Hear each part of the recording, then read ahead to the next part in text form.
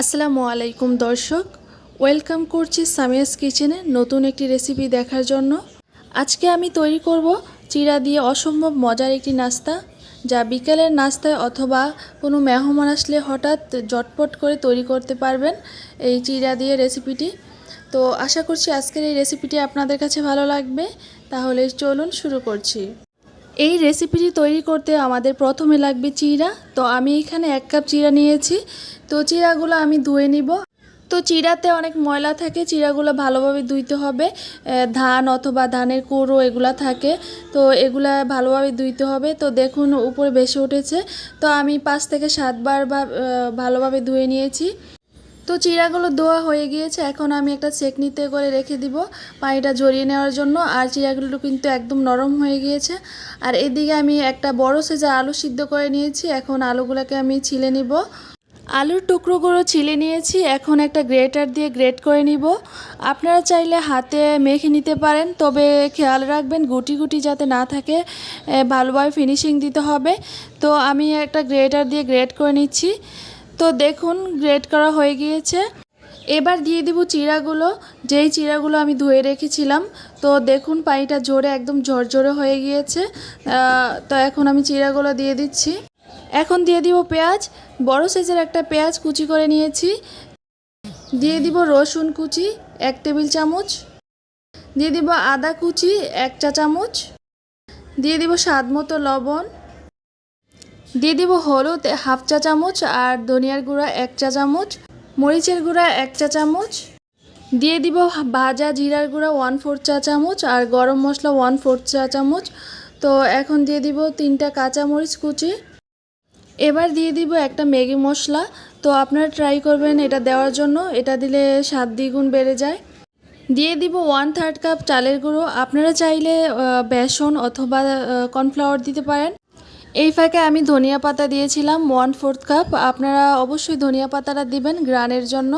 তো আমি এখন সবগুলো উপকরণ ভালোভাবে মেখে নিব। সবগুলো উপকরণ আলতো হাতে মেখে নিব, বেশি চাপ দিব না। তো মাখা হয়ে গিয়েছে, এখন হাতে হালকা একটু তেল মেখে নিব। এখন যে ডোটা তৈরি করে রেখেছিলাম ওই ডো থেকে কিছুটা নিয়ে এরকম গোল করে নিব। হাত দিয়ে চেপে চেপে প্রথমে গোল করে নিব, তারপর একটা আঙ্গুল দিয়ে চারপাশ দিয়ে ট্যাপ ট্যাপ করে চ্যাপটা করে নিব আর সাইডগুলা সমান করে নিব, যাতে সুন্দরভাবে সেট হয়ে যায়।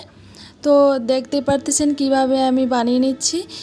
তো আমি আরও একটি বানিয়ে দেখিয়ে দিচ্ছি। তো এইভাবে সেমভাবে আমি সবগুলো তৈরি করে নেব। দেখুন সবগুলো তৈরি হয়ে গিয়েছে, এখন এগুলো একপাশে রেখে দিব। এবার নিয়ে নিচ্ছি একটা বাটি আর দিয়ে দিব 1/2 কাপ থেকে একটু কম আটা, আর দিয়ে দিচ্ছি স্বাদ মতো লবণ। দিয়ে দিব হালকা একটু মরিচের গুঁড়ো। এখন ভালোভাবে মেখে নিব।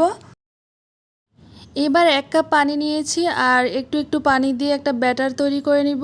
তো পানিটা পুরোপুরি দিব না, যতটুকু লাগে অতটুকুই দিব।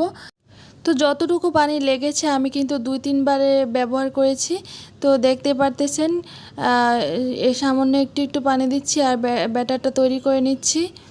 এইরকম একটা ব্যাটার তৈরি হলে আর পানি দিব না। ব্যাটারটা হয়ে গেছে, একপাশে রেখে এখন একটা প্লেটে নিয়ে নিচ্ছি 1 কাপ চিড়া। এবার চিড়াটা একপাশে রেখে ব্যাটারটা নিয়ে নিব। তারপর একটা চিড়ার চপ নিব, নিয়ে প্রথমে ময়দাতে কোট করব, তারপর চিড়াতে কোট করব। এই কাজটা একদমই সহজ, তাও আমি আবার দেখিয়ে দিচ্ছি। প্রথমে আমি ময়দার ব্যাটারে কোট করে নিব, আটার ব্যাটারে কোট করে নিব। তারপর চিড়ার মধ্যে 2 পাশ লাগিয়ে নিব চিড়াগুলা। এইভাবে সবগুলো কোট করে নিব। তারপর চলে যাব চুলায় একটা প্যান বসিয়ে দিয়েছি। প্যানটা গরম হয়ে আসলে দিয়ে দিচ্ছি তেল, এবং তেলটাও গরম হয়ে আসলে দিয়ে দিব চিড়ার চপগুলা। একে একে আমি 6টা চপ দিয়েছি, তো এইখানে 6টাই চপ জায়গা হয়েছে। তো এর বাকিগুলা পরের বার দিব। তো এইভাবে ঘুরিয়ে ঘুরিয়ে এক পাশ ব্রাউন কালার করে নিব, তারপর উল্টিয়ে দিব। এক পাশ ব্রাউন কালার হয়ে গেলে উল্টিয়ে দিব। এইভাবে নেড়েচেড়ে অপর পাশও ব্রাউন কালার করে নিব। তো অপর পাশও ব্রাউন কালার হয়ে গিয়েছে, এখন উঠিয়ে নিচ্ছি। এখন এগুলো উঠিয়ে নিয়ে বাকিগুলো দিয়ে দিব। তো এইভাবে করে আমি সবগুলো ভেজে নিব। সবগুলো হয়ে গিয়েছে, তো দেখুন কতটা লোভনীয় লাগছে। আর যে দেখতে যেমন লোভনীয় লাগছে, খেতেও খুবই দারুণ। একবার হলেও ট্রাই করে দেখবেন, আশা করছি আপনাদের কাছে ভালো লাগবে। ভিডিওটি ভালো লাগলে লাইক কমেন্ট করে আমার পাশে থাকবেন এবং আমার চ্যানেলটাকে সাবস্ক্রাইব করে দিবেন। ওকে, ভালো থাকবেন সবাই। আল্লাহ হাফেজ, আসসালামু আলাইকুম।